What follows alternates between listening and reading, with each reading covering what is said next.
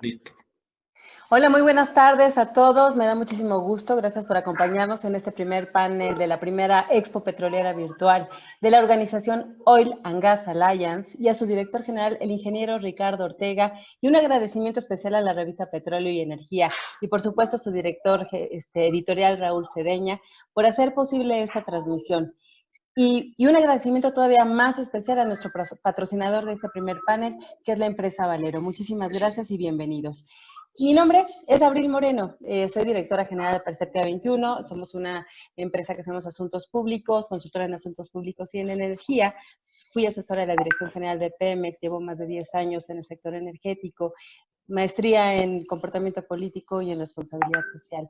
Pero déjenme presentarles a quienes están integrando el día de hoy a nuestro panel de especialistas, en este primer panel que se llama El impacto económico del COVID-19 y la guerra del petróleo en México y en el mundo. Para comprender mejor cuál es el impacto que estas dos situaciones internacionales están generando en nuestro país a nivel económico, a nivel sanitario, a nivel social y humanitario. Tenemos con ustedes, voy a presentar, y antes de presentar, me gustaría invitarlos a los panelistas a que construyamos un argumento, independientemente de que tengamos nuestras posiciones personales, ya sean políticas o del nicho o sector en el que nos encontremos, que sea un reto para construir argumentos en este momento. Voy a presentar a la maestra Soraya Pérez Munguía. Ella es diputada federal por el estado de Tabasco. Soraya, muchas gracias, bienvenida. Gracias por la invitación. Ella es secretaria de la Comisión de Economía, Comercio y Competitividad e integrante de la Comisión de Energía. Además, cuenta con 2 maestrías, una en finanzas y otra en administración, preparadísima, ambas por el Tecnológico de Monterrey.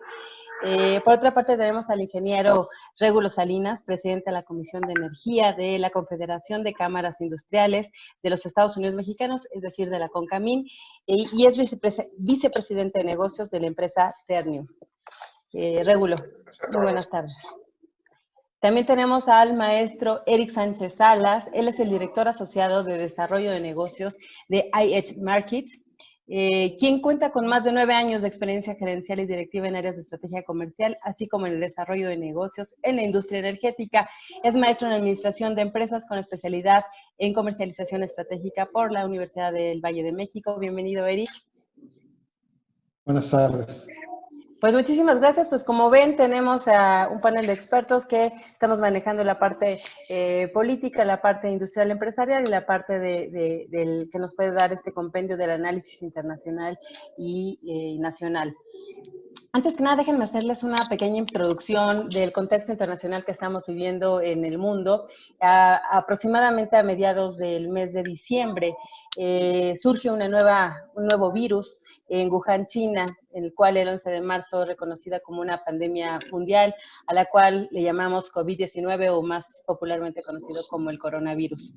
¿Qué es lo que sucede a raíz de esto? Pues 2 factores muy importantes. La primera es empieza la cuarentena por parte de para poder minimizar o mitigar el riesgo de esta pandemia.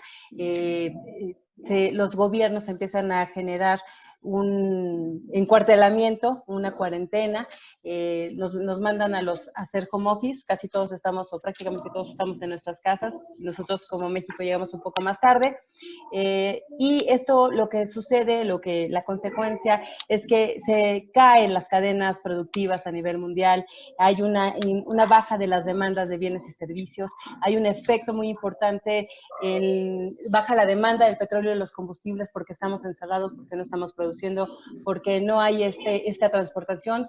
Cuando pensamos que cerca del 60% de lo que se consume en petróleo y combustibles está enfocado al sector de transporte.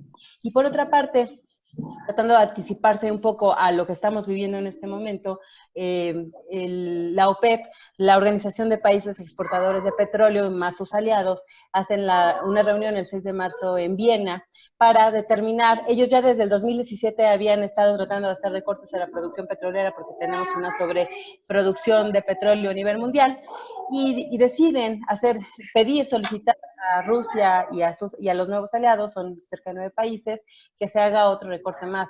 Sin embargo, pues la consecuencia es que Rusia no estuvo de acuerdo y entonces empieza una guerra, un conflicto entre Arabia Saudita y Rusia. ¿Y qué es lo que sucede con esto? Pues entonces tenemos una sobreoferta del petróleo, porque ellos deciden no solamente no hacer este recorte, sino incrementar su producción por ambos países, lo cual genera esto, y entonces tenemos, como yo le llamo, yo no le llamo una tormenta perfecta, sino yo le llamo un choque de trenes, una caída de la demanda con un incremento en la sobreoferta del petróleo. Y esto nos ha traído como consecuencia una caída también en los precios del petróleo. El West Texas Intermediate andaba más o menos en $45 por barril antes de que esto sucediera, y en estas semanas ha estado rondando los $20. Y peor aún, la mezcla mexicana de exportación el día de ayer, cerró en $10.76 por barril. Entonces, pues estamos viendo que se está apuntalando una espiral decreciente y para llegar a una recesión, no solamente en México, sino a nivel mundial. Y por eso quiero empezar con estas preguntas. Ante esta guerra geopolítica y este reacomodo de potencias económicas en el mundo, ¿en qué posición económica y social se sitúa en México? ¿De qué tamaño es el hueco que estamos viviendo? Y si tenemos las suficientes herramientas o las suficientes políticas públicas para poder enfrentar esta situación. Pero antes que nada sí quiero comentar que es muy importante que todo lo que vayan a decir, creo que el primer punto es salvar las vidas humanas, la parte humanitaria, la asistencia sanitaria, y después creo es esta parte del empleo, ¿no? ¿Cómo podemos hacer para que no lleguemos a una recesión en donde haya demasiadas pérdidas de empleo en este país? Entonces, me gustaría empezar, y esto lo quiero que lo vean desde sus propios nichos, la parte política, social, gubernamental, Soraya, la parte industrial, Régulo, la parte del análisis general de finanzas y energía. Eric, por favor, podemos empezar contigo, Soraya. Ay, claro que sí, muchas gracias. Un saludo a todos, de verdad, un honor que me hayan invitado a formar parte de este panel con expertos que admiro, sigo y además tomo muchos de sus comentarios para mi trabajo legislativo. Así que de verdad, muchísimas gracias, Abril. Gracias por moderar el panel. Pues la verdad, el tamaño desde mi punto de vista, y ahora sí lo digo también como economista, en mi calidad ciudadana, pero creo que es enorme, tan enorme como que ya todos los especialistas se han pronunciado porque el PIB mundial va a caer más de 2%. México, pues hay estimaciones que dicen que vamos a caer hasta el 7%. Así es. Y eso nos debe obligar a los gobiernos, y ahí me pongo ahora mi cachucha como diputada y como parte del gobierno de México, como funcionaria del gobierno de México. El gobierno tiene que estar pensando en el largo plazo, porque en un par de meses seguramente va a haber terminado, si Dios así lo permite, esta contingencia sanitaria, pero las repercusiones económicas que va a arrastrar, pues esas sí nos van a perseguir muchísimos más meses. Y por eso es que el panel es tan interesante, porque la política energética va a jugar un rol importantísimo para la recuperación de nuestro país como un motor que tenemos y que desafortunadamente estamos usando mal, o como algo que nos reste en la economía. O sea, Pemex es tan importante como que 1 de cada 3 pesos que gaste el gobierno provienen de Pemex. Y si Pemex está mal, pues el resto de las finanzas nacionales va a estar muy mal. Yo lo he denominado que Pemex trae una neumonía atípica. Y digo atípica porque de verdad tenía todos los elementos, el nuevo modelo energético le estaba permitiendo al gobierno poder empezar esta administración con muchísimos más elementos que le hubieran permitido allegarse de recursos al gobierno, y sin embargo decidieron pues cancelar todas esas oportunidades y más bien apostarle a otros temas, inyectarle todo a Pemex, proyectos que no sabemos cuál va a ser la viabilidad, y hoy pues los resultados están ahí, ¿no? Perfecto, Soraya Régulo, desde la parte de vista, muchas gracias, Soraya, desde la parte de vista industrial, empresarial, ¿cómo están viendo este boquete de este choque de trenes, no? Mira, Y ante las políticas separaría, públicas.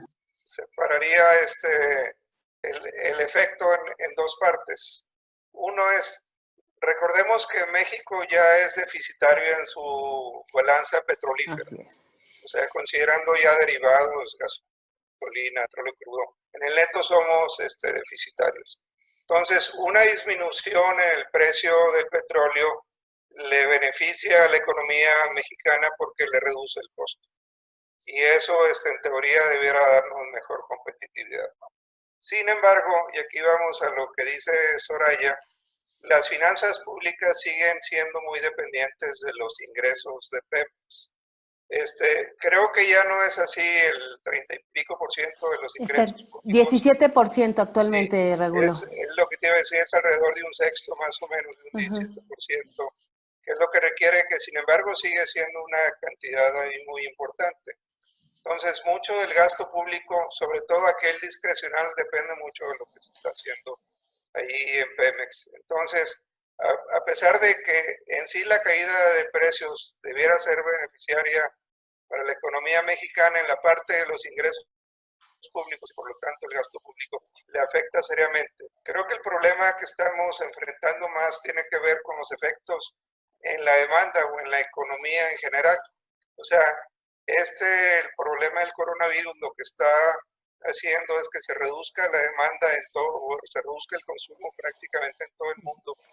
Y entonces las posibilidades de exportación que tiene México se disminuyen notablemente, y entonces la planta mexicana va a resentir ahí una caída en la demanda fuerte, ya sea por la parte que se exportaba o por las medidas de contingencia que están tomando aquí en el país. Entonces, hemos visto, así como mencionaba Soraya, de proyecciones del PIB, hay quien habla de que el segundo trimestre pudiera caer un 20% el PIB en el país. Entonces, hemos visto números ahí muy amplios. Lo que sí sabemos es que el efecto va a ser difícil, y creo que hay muchas empresas que van a tener serios problemas como para atravesar la crisis. Y la crisis puede salir lo que llaman como una V, donde hay una caída muy profunda, pero luego se recupera rápidamente, que haya una U donde permanezca contraído una buena parte del tiempo,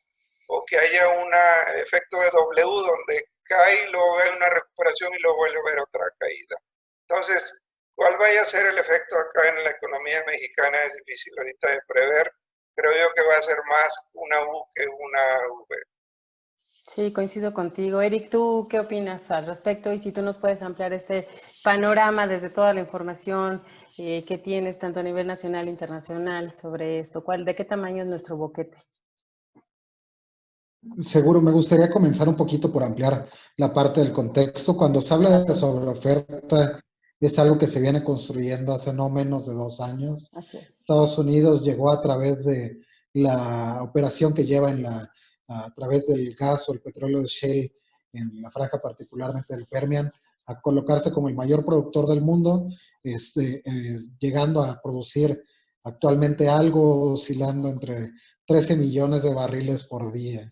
Del lado de Medio Oriente, lo que hay que ver es que en Arabia Saudita se mantiene una producción promedio entre 10.5 11 millones, y actualmente, justo lo que comentabas en esta llamada guerra de precios, ellos aumentan su producción hasta los 12 millones de barriles por día.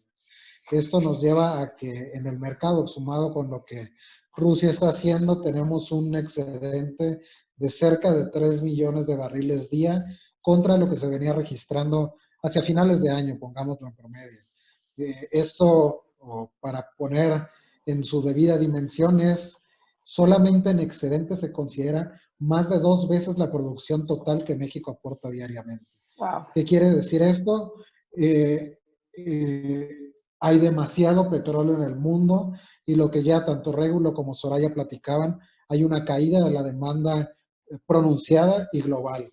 En el caso particular de petróleo se llegan a hacer números que es casi 2 veces la demanda total de China multiplicada por 2 por día.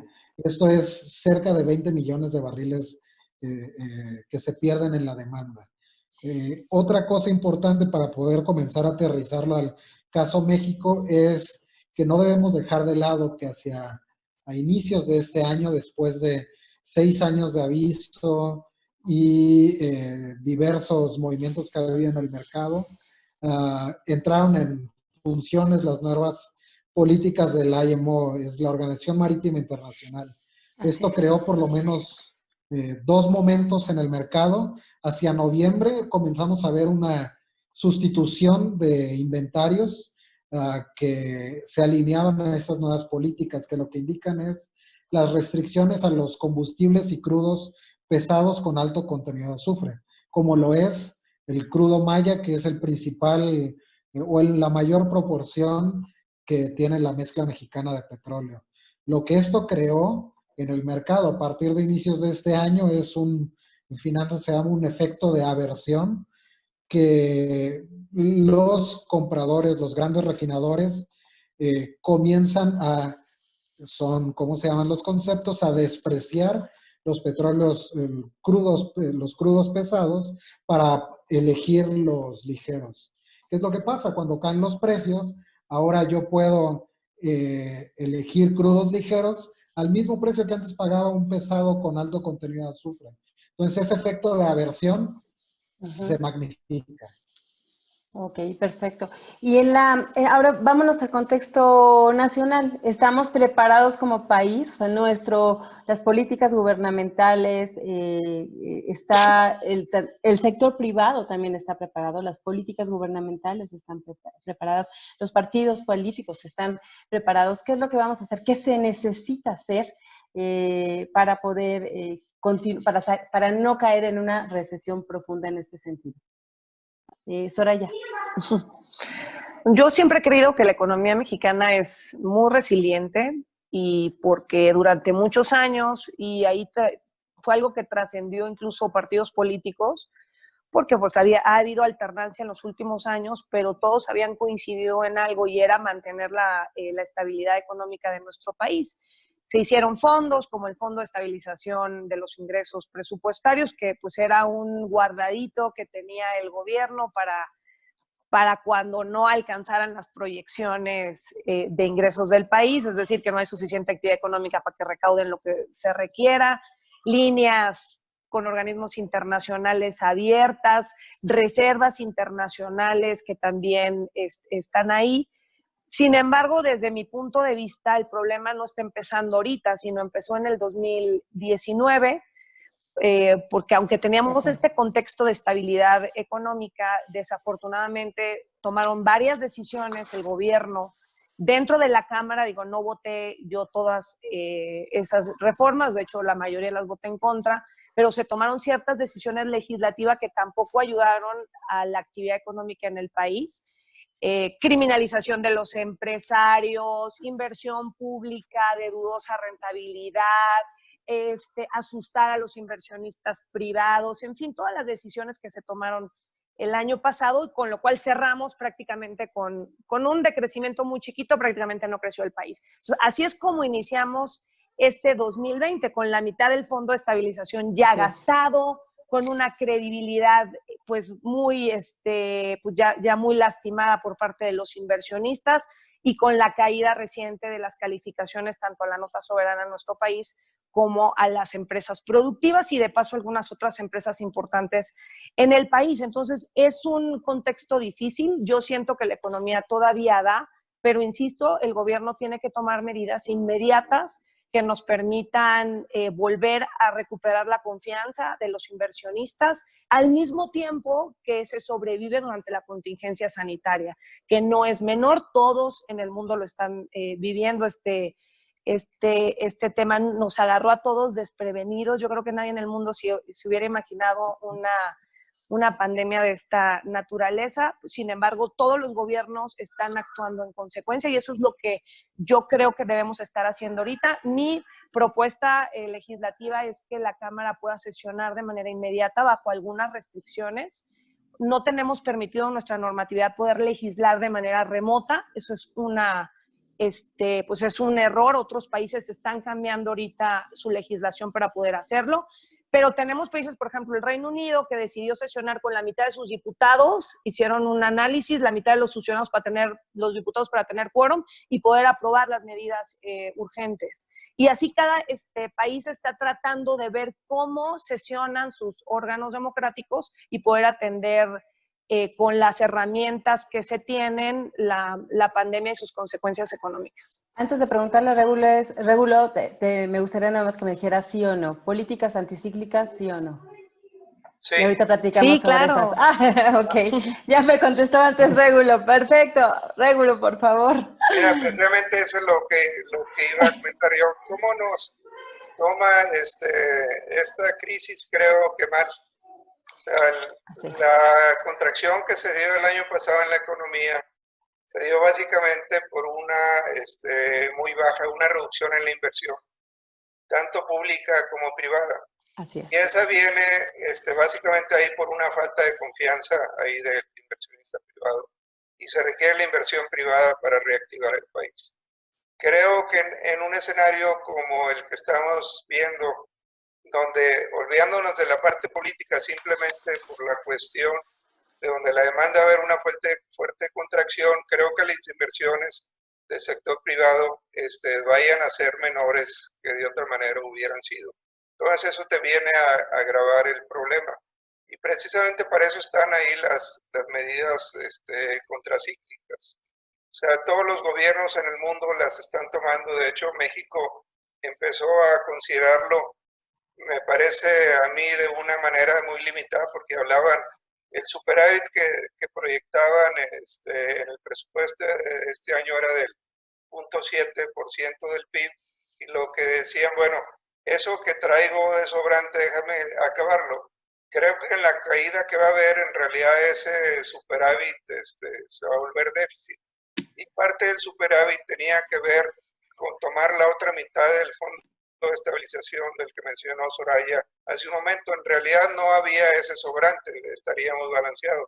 Pero bueno, México pudiera tener algo de capacidad de endeudamiento precisamente para implementar esas políticas contracíclicas. Ahora, Así es. en un escenario de recursos limitados, ¿a dónde diriges el gasto?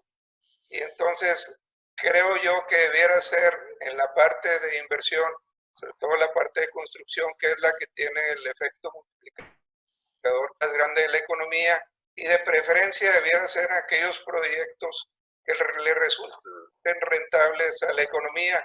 Y ahí es donde entran las dudas de que si la refinería de Dos Bocas, que si el aeropuerto, o si el Tren Maya, son proyectos donde debes concentrar o debes buscar aquellos que sean más rentables ahí para la economía. Y también lo que está haciendo el resto del mundo es que parte de esos recursos que piensan gastar lo están aprovechando para apoyar a la empresa, porque si no, cuando se termine la crisis de salud, pues va a haber muchas empresas que no van a estar, entonces no va a haber empleo. Entonces lo que es importante es que las empresas sobrevivan, para que cuando se reactiven las cosas le puedan otra vez recuperar los empleos que temporariamente hubieran disminuido. Estoy muy de acuerdo. De hecho, el sector de la construcción fue el más afectado el año pasado, con una caída más o menos del 5%, que es una de las que nos podría proporcionar un crecimiento importante. Y efectivamente, ustedes, aquí sí quiero hacer una pregunta especial para ustedes como industriales, Régulo. Hace unos días el secretario de Relaciones Exteriores, Marcelo Ebrard, manifestó que si no, ustedes, al presentar el acuerdo de emergencia, si ustedes no continuaban pagando los empleos, pero que además no iban a dar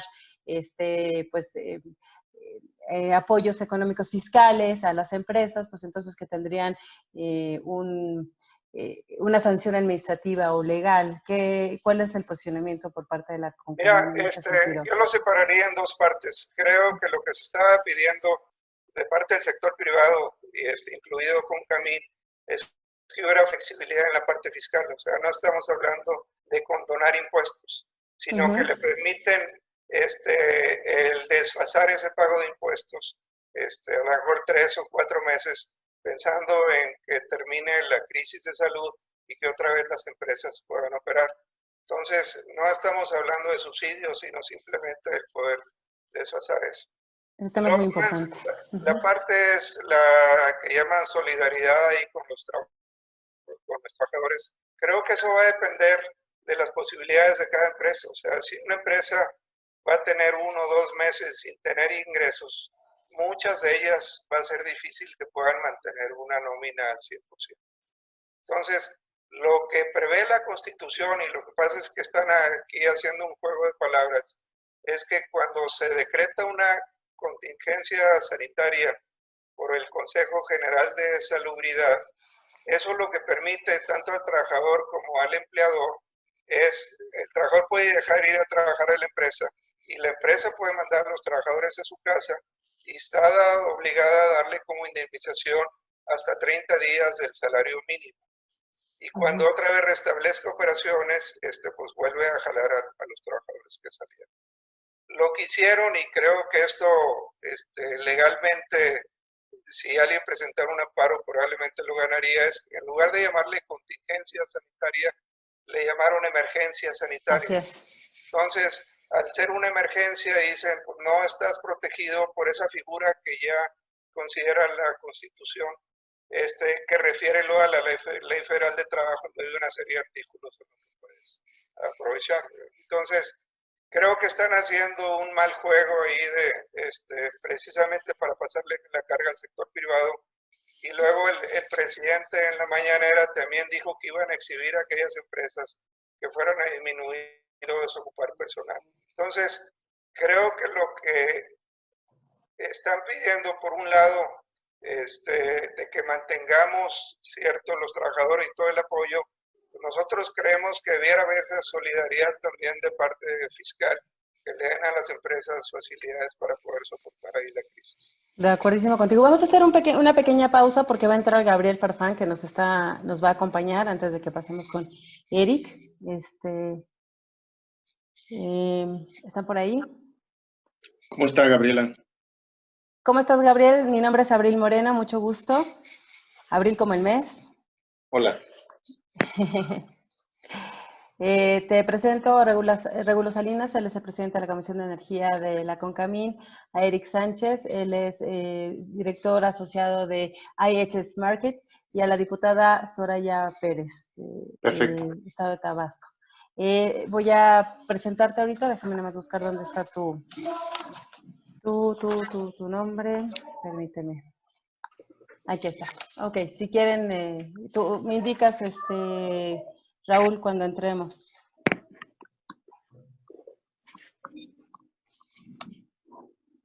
Raúl. Listo, adelante. Sí, bueno, pues retomamos.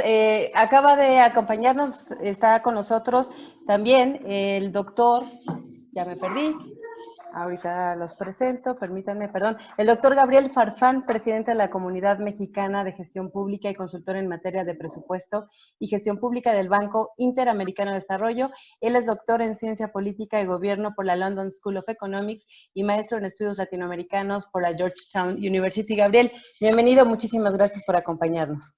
No, es un gusto para mí y una disculpa por la unión tardía, pero aquí estoy a sus órdenes, con muchísimo gusto y es un placer. Perfecto, muchas gracias. Bueno, pues te comento, demos una pequeña introducción en lo que fue el contexto internacional y estamos hablando ahorita si el país está, si es capaz de enfrentar en este momento la situación económica, la recesión que ya veníamos viviendo, que ya habíamos una recesión técnica y lo que va a venir a través del COVID-19 y la parte petrolera. Entonces, ¿cuál es tu opinión? ¿Estamos preparados? Las políticas públicas o las políticas gubernamentales nos permiten enfrentar de manera sana esta situación en este momento? La verdad es que a mí me encanta que me hayan invitado porque este momento es crucial en la historia de México. México, como ustedes lo saben, desde finales de los 70s, 80s, empezó a identificar los ingresos por petróleo como una parte fundamental de sus finanzas públicas y desde esa etapa hasta la fecha ha seguido utilizando como una fuente importante de sus finanzas públicas a los ingresos por la renta petrolera. Dos cosas vale la pena mencionar, es un largo periodo de tiempo el que yo he mencionado. En el 2014 tuvimos un colapso de los precios internacionales del petróleo. Esto empezó por ahí de mayo, junio del 2014. Prácticamente se redujo primero a la mitad y volvió a caer hasta 18, 19 dólares a principios del 2016. Y la verdad es que ese momento México había iniciado una reforma fiscal en el 2013, aplicado la reforma fiscal en 2013, y eso hizo que la pérdida de ingreso petrolero se pudiera paliar, se pudiera sustituir parcialmente con los ingresos de la reforma fiscal.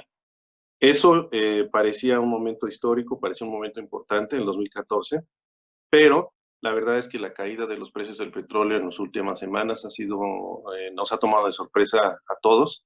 Yo supuse que habíamos llegado a un punto de inflexión, sobre todo pues, a partir de 2016, y poco a poco, de hecho, se fue recuperando hasta estar en 50, 60 dólares el barril, por ahí del 2017. El 2018 no fue mal año, incluso llegamos a precios sobre los 60 dólares. Y la verdad es que a partir del 2019 supuse que se iba a estabilizar, muchos supusimos que se iba a estabilizar el precio en alrededor de 50, 60 dólares.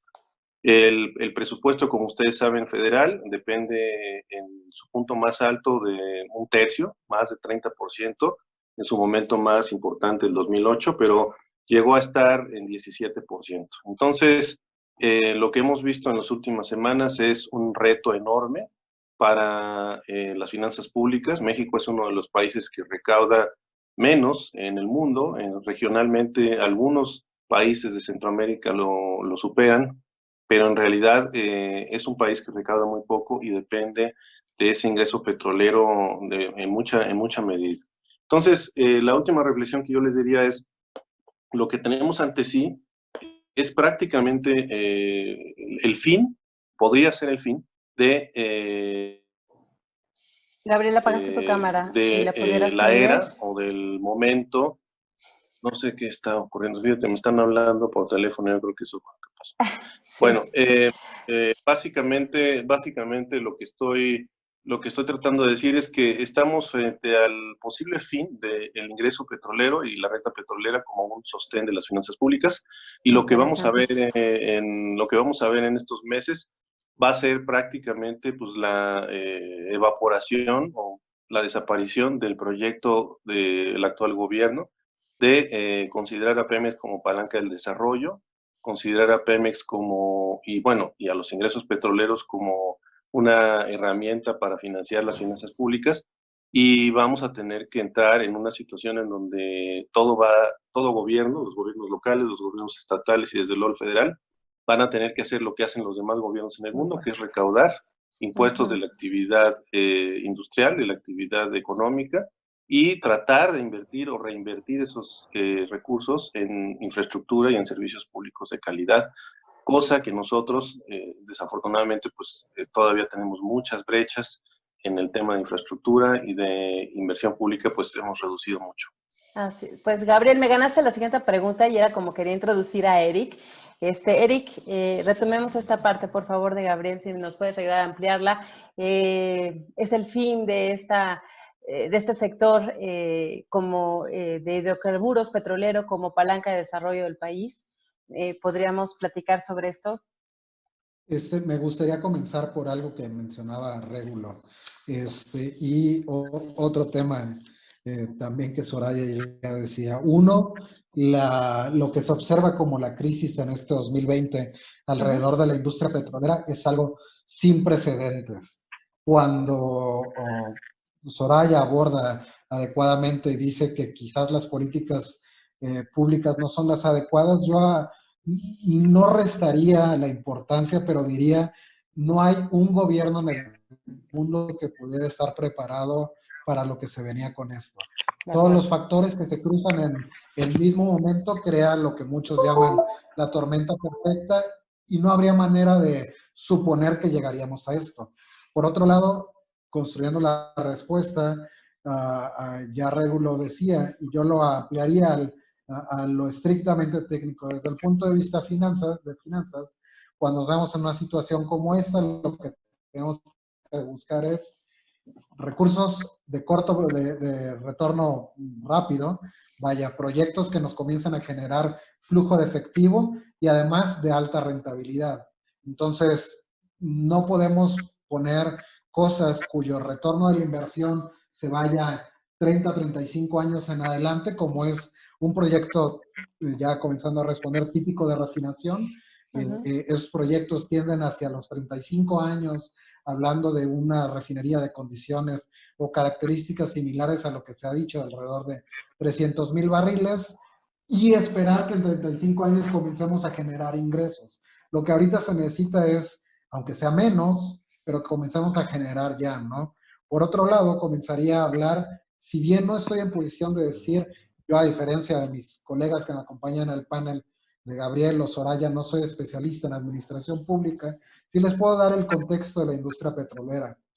Ya diversos análisis y analistas comentan que 2020 es el peor año en la historia de la refinación mundial.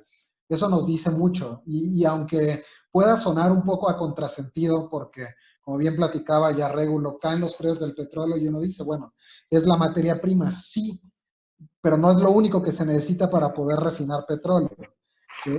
Si bien es lo básico, no es ni lo único ni lo más oneroso. En un proceso de refinación, los conceptos más costosos de su estructura de costos son dos. El principal es la energía. La cantidad para el caso, lo más utilizado, gas natural que se utiliza, y los procesos para generar energía, para mover una planta de estas capacidades, son monstruosos. Por otro lado, es el personal, y particularmente en el caso de México. Digo, el personal es a nivel global, porque en general se necesitaría personal muy altamente especializado, de alta capacitación, que pueda operar sistemas complejos, modernos y tecnológicos, que ayudan a hacer refinación en los tiempos modernos. Pero en el caso de México es unas condiciones distintas, llamémosle. No solamente tenemos personal, que siempre lo voy a decir en Pemex, digo, yo soy tercera generación en esta industria, no podría decir algo diferente, hay gente muy capacitada, pero tenemos, a diferencia de las refinerías de la costa del Golfo en Estados Unidos, aquí nuestro promedio es entre 3,500 o 4,000 personas por refinería, cuando allá estamos hablando de una tasa de más o menos 200 personas por cada 100,000 barriles refinados. Aquí estamos hablando de 2,200 personas por cada 100,000 barriles refinados, más o menos. Entonces, el porcentaje o la proporción del costo de personal es infinitamente grande. ¿Qué nos lleva a esto? Que además, si tenemos la gasolina muy bajos costos, nosotros no aplanamos los costos fijos, esos no se mueven. Tienes que seguir pagando a uno de cada los 2,000 o 4,000 personas, para el caso del ejemplo de la refinería de Madero, ¿no? Eric, y sin embargo, en la mañanera del día de ayer el presidente hizo una mención especial en materia de refinación. Él dice que vamos a dejar de exportar más o menos 1 millón, que estamos exportando aproximadamente 1.200.000 barriles de petróleo diarios y que obviamente pues que llega, él dice que llega más caro a México y que entonces este año vamos a exportar solamente 800,000 porque vamos a refinar en el país para que la gasolina nos salga más barata de lo que hoy con la caída de precios, al parecer, estamos teniendo. ¿Qué nos puedes comentar con esto? Vuelvo, o sea, Es viable. en calidad de lo que mencionan, yo no podría señalar quizá a lo político, sino a la estrategia en el contexto real. Perfecto. Actualmente van 3 semanas más o menos, por eso se dice que es la peor crisis que ha sufrido la refinación mundial, que los márgenes de refinación o los cracking margins, llaman los especialistas, se mantienen en negativos. Es decir, la utilidad que se genera en el negocio de refinación no existe, se pierde por cada barril que se refina en el mundo. Y eso tomando como referencia las refinerías más eficientes y con mayor rentabilidad del mundo. Pero ojo, cuando hablo de rentabilidad en el negocio de refinación, los mayores márgenes registrados en el negocio son en Estados Unidos y son márgenes inferiores al 12%.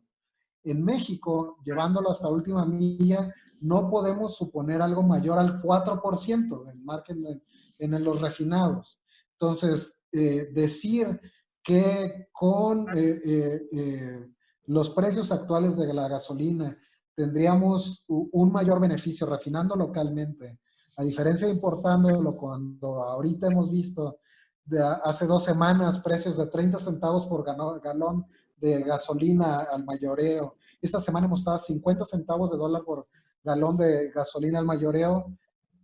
es más que poco probable, digamos. Entonces vamos a cambiar de Porque paradigma, Eric, vamos a dejar de depender tanto del petróleo, vamos a tener que hacer un cambio en las finanzas, en las políticas públicas para generar de otra forma ingresos al gobierno, bueno, ya bien lo señalaba Gabriel, como dice Gabriel, así es. ya estábamos en una senda para alejarnos de la dependencia o reducir el volumen de dependencia de los ingresos petroleros. Pero por otro lado, me gustaría mencionar un dato. De acuerdo a la Agencia Internacional de Energía, 2019 fue el primer año en que vimos una reducción del crecimiento de la demanda de energéticos a nivel mundial, hablando particularmente de hidrocarburos y petrolíferos. Es decir, si bien la demanda no comienza a decrecer, ya no está creciendo como se veía antes. Y esto no quiere decir que ya estemos en un mundo que es movido por renovables y autos eléctricos. Perfecto. Pero la tecnología, la eficiencia de los motores que todos utilizamos en nuestros autos, simplemente requieren menos gasolina. Es decir, cada una de las personas en este mundo y las industrias requieren menos combustible que antes. Y además de eso, si ya lo ponemos en el contexto de políticas, hacia el 2045 se estima que por políticas ya desaparezca más o menos la tercera parte de la demanda mundial de gasolina. Entonces, el 2045 es en 10, 15 años, cuando van a comenzar a hacer esas políticas en Europa. Si nosotros esperamos poner un proyecto cuyo retorno va a ser a 35 años, tendríamos un gap como de 20 años, donde, dirían los economistas, ceteris paribus, comenzaríamos a ingresar, pero la realidad, ya no desde el punto de vista de mis colegas economistas, sino de las finanzas, es que un retorno de la inversión sobre una curva decreciente de la demanda se extiende ad infinitum. De acuerdo. Vamos a ver ahora lo que les quiero preguntar. Bueno, creo que casi todos concuerdan con que se tiene que haber unas políticas anticíclicas. Me gustaría que pudieran mencionar algunas que sean eficientes, pero quiero que veamos esto. En la crisis anterior, en otras crisis se han manejado estrategias anticíclicas, lo que ha generado también una distribución más equitativa aún de los ingresos, ¿no? Más ricos, más pobres. Hoy estamos frente a un gobierno que ve por la parte social, por los más necesitados. ¿Cómo, Regulo? Desde la parte industrial podemos hacer este equilibrio para poder continuar apoyando tanto al empresario, al industrial, y ¿cómo se llama? Y a la parte social, a los trabajadores. Mira, la política contracíclica lo que busca es evitar o reducir una caída muy fuerte en la demanda. Así es. O en el consumo. Y entonces lo puedes hacer o por gasto público, o una manera también de hacerlo, que es la que se planteaba, es que se apoyara a las empresas o a los trabajadores para que continuaran recibiendo ingresos y por lo tanto mantuvieran su nivel de gasto. De hecho, creo que la semana pasada hubo una propuesta ahí conjunta del PRI y el PAN en la Cámara de Diputados o en el Senado para mantener ahí, creo que era un salario ahí mínimo o en la parte ahí de bienestar a todos los trabajadores. Es una manera de hacer lo que nosotros se nos hacía más sencillo, es que mediante mecanismos fiscales donde permitieran diferir ahí el pago de impuestos, las empresas pudieran aprovechar eso para mantener en la nómina a su personal y por lo tanto estos no tuvieran que reducir ahí su gasto al mínimo que algunos de ellos viven al día y por lo tanto evitar una caída tan fuerte en la demanda. La segunda parte tiene que ver con el balance entre cuidar la parte de salud y la parte de la economía. Creo que nos estamos yendo a un extremo de prácticamente parar a todas las industrias de México, a diferencia de lo que están haciendo otros países, y digamos Estados Unidos y Europa, por poner dos ejemplos. Estados Unidos tiene meses trabajando en definir cuáles son aquellas industrias estratégicas para el país y hay una justificación bastante detallada. Y una de las cosas que propuso con Camina al gobierno es precisamente tomemos esa lista que ya trabajó Estados Unidos de definir cuáles son las industrias estratégicas y más si estamos buscando la integración regional. Y entonces, hagamos cosas similares en México, Estados Unidos y Canadá para eso. El otro enfoque que siguió Europa es por el lado de cadenas productivas. Entonces definieron la cadena de la alimentación, la cadena de la energía, etcétera. Entonces todas las empresas dentro de esa cadena se mantienen operando. En el caso de México creo que nos fuimos al extremo donde pues prácticamente casi todas las industrias están parando. Y eso lo que va a provocar es una caída muy fuerte en el consumo. Primero lo que tienen las propias empresas y luego muchas de ellas van a tener que desocupar a trabajadores porque no tienen para cubrir ahí la nómina, entonces va a caer el consumo de sus trabajadores y creo que vamos a agrandar ahí la crisis económica. Venían cifras ayer de una publicación de JP Morgan, nos hacen el estudio de qué tanto pudieran lograr las empresas, qué tantas semanas de crisis, y hablaban que las pymes creo que duran en promedio 27 días antes de que tengan que cerrar, o sea, no tienen flujo para hacer eso. Y eso que en Estados Unidos tienen otros apoyos que no tenemos en México. Entonces creemos que en México eso va a ser todavía mucho más difícil y va a dificultar el que el empresario pueda mantener ahí a sus trabajadores, cuando menos con nóminas al 100%. Regulo, nada más antes de pasar a Soraya, ¿sí o no hay un cambio de paradigma en la parte energética? O sea, ¿ya va a dejar de ser o tiene que dejar de ser palanca de desarrollo del país? Yo creo que sí. De hecho, gradualmente ha venido ocurriendo. O sea, antes los ingresos públicos, como mencionó Gabriel, entre el 30 y el 40% provenían ahí de Pemex. Este año o el año pasado fue 17%, este año va a ser todavía menor con la caída de los precios del petróleo. Y creo que el mismo situación internacional y en particular de la industria petrolera nos va llevando a eso y México va a tener que buscar otras fuentes de ingresos. Perfecto. Muchas gracias, Soraya.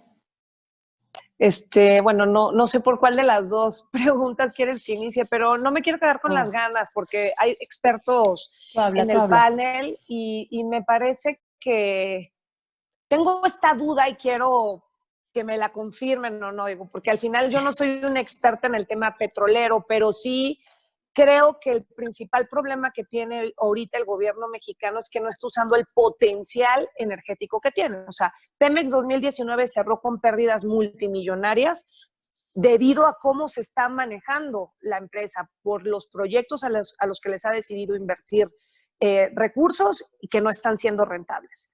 Obviamente 2020 va a ser un año todavía mucho peor que el 2019 por la caída en los precios del petróleo.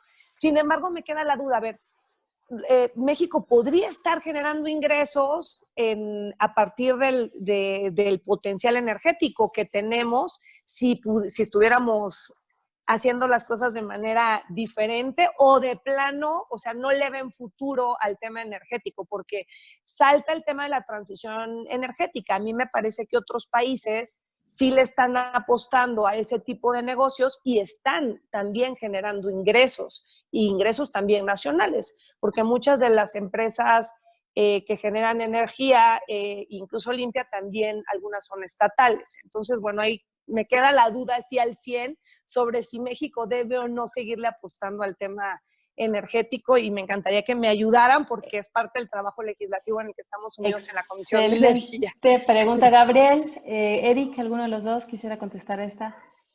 A ver, bueno, yo voy a hacer un comentario corto para que haya posibilidad de que Eric o alguien más participe. Mire, yo creo que aquí hay algo muy importante que hay que distinguir. La reforma que se inició energética en el 2000, se formalizó en el 2014, aunque se deriva del Pacto por México el sexenio pasado, lo que decía era, hay que asegurar, garantizar la necesidad de energía del país. México es muy distinto a los países de Medio Oriente en términos económicos, es muy distinto a los países de África del Norte.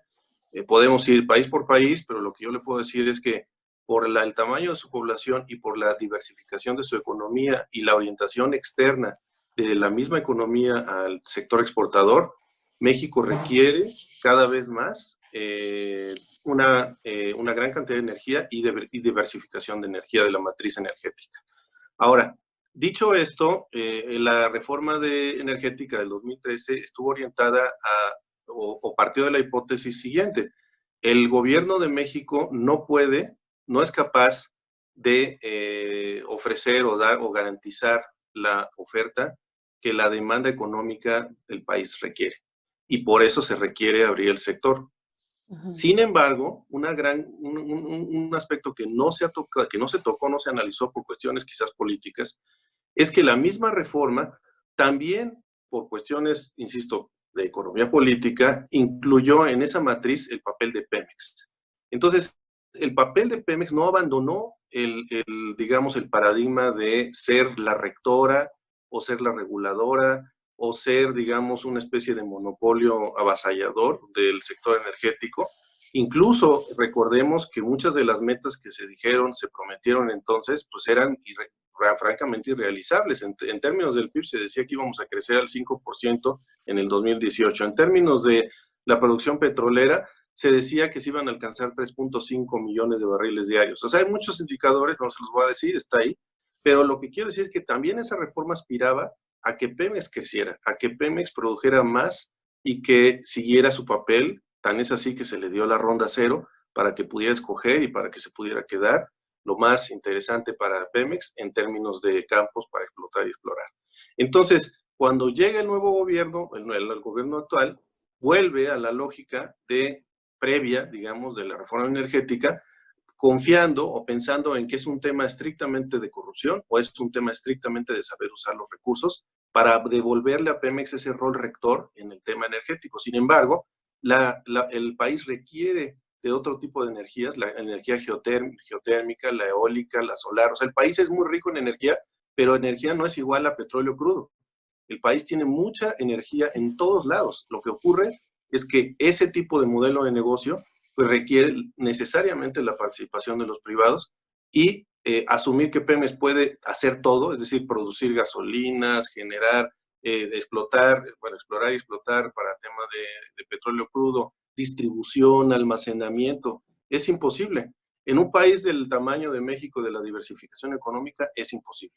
Entonces, digamos que la última apuesta, una apuesta que no vaya a ningún lado, es la apuesta que tenemos hoy, que todavía se pretende desplazar una gran cantidad de recursos de inversión pública que se podrían usar en muchos sectores como el educativo, como el de salud, desplazar esa inversión, ese dinero que es de todos nosotros, para poder ya bien apuntalar a Pemex o darle vitalidad de manera que, como lo han hecho, han estabilizado, en efecto, han estabilizado la producción, pero es imposible, digamos, revertir procesos que llevan décadas de desinversión y décadas, digamos, de atraso tecnológico. O sea, una empresa petrolera se dedica 100% a eso.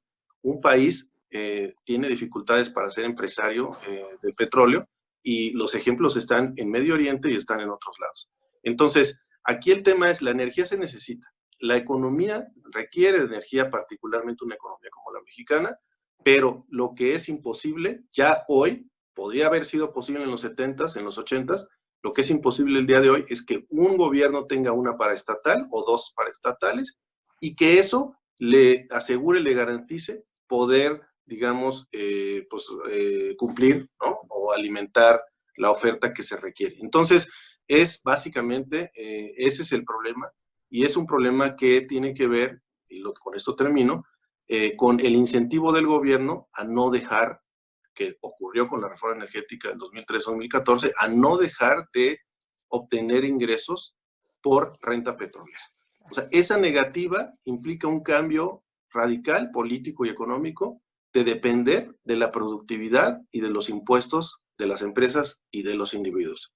Eso es un modelo económico y es un modelo de economía que se tiene que dar el salto, lo han dado otros países, y eso es lo que está, digamos, impidiéndonos dar el siguiente paso. Y eso implicaría una relación, perdón, ya me estoy viendo demasiado ambicioso, una relación distinta entre los ciudadanos y el gobierno. Perfecto. Eric, nos quedan ya muy poquitos minutos. En 2-3 minutos nos puedes dar para concluir esto. Quiero hacerles una pregunta rápido al final. Entonces, unos 3 minutitos. Rápido, sí. Tomaría la pregunta que hace Soraya. ¿Puede una petrolera obtener ingresos hoy y hacia el futuro haciendo las cosas distintas, diría en dos partes. Primero, hay que entender que lo que yo dije, la demanda del petróleo se está acabando, se está disminuyendo, tiene que ver porque hay una transición para utilizar el petróleo para otras cosas. Petroquímica, materiales inteligentes y desarrollados y muchas otras cosas más, pero para el caso de petrolíferos está disminuyendo, eso es irremediable. ¿Y puede hacer una petrolera dinero? Por supuesto. Ejemplos, me voy a centrar solamente en las estatales. Tenemos Statoil de Noruega, tenemos Petrobras, Ecopetrol, y para no mencionar cada una de ellas, ya decía Gabriel, varias de las de Medio Oriente. Yo no voy a decir qué puede hacer México, qué debería hacer México, no estoy en el papel de señalar eso, pero ¿qué están haciendo los que tienen éxito? Los que están teniendo éxito, tenemos el caso de Petrobras, ellos están haciendo intensivamente inversiones en energías renovables y limpias en todo el mundo. No estoy hablando en su país, en todo el mundo. En el caso de Ecopetrol, ellos están diversificando su adquisición de reservas. Lo mismo en todo el planeta. En Estados Unidos, incluso en el shale, tienen una actividad fortísima. Statoil fue más allá. Ellos se alejaron completamente del petróleo y ahora están en el tema de renovables. Incluso el Fondo de Inversión de Noruega, el más grande del planeta, ya no permite las inversiones en el petróleo. En el Medio Oriente tenemos lo mismo. En Medio Oriente tenemos el campo solar de energía solar más grande del mundo. Es decir, hacia dónde están yendo ellos. Petrobras está en una iniciativa muy fuerte de deshacerse de sus 13 refinerías. Ellos tienen el doble de las que existen en México. ¿Por qué? Porque ellos ven que estos márgenes, como ya platicé antes, se reducen, que el riesgo es bastante y prefieren que los tome alguien más. Paso primero que dieron, ya se deshicieron casi en su totalidad de sus estaciones de servicio, coloquialmente de sus gasolineras, porque son donde existen menos márgenes y se dedican o enfocan sus esfuerzos e inversiones, siendo los del Estado, hacia exploración y producción, donde están los mayores márgenes, y la comercialización de crudo, que eso no hay lugar a dudas. Comercializar crudo deja a las petroleras y o países mayores márgenes que los refinados. Eso no hay por dónde buscarle otra arista. Muchas gracias. Oye, Bueno, a ver si nos... quisiera Sí. yo nomás complementar algo que no mencionaron Gabriel o Eric, y es el rol del sector privado. O sea, creo que muchas de las respuestas fue a que si el Estado debe seguir el negocio del petróleo.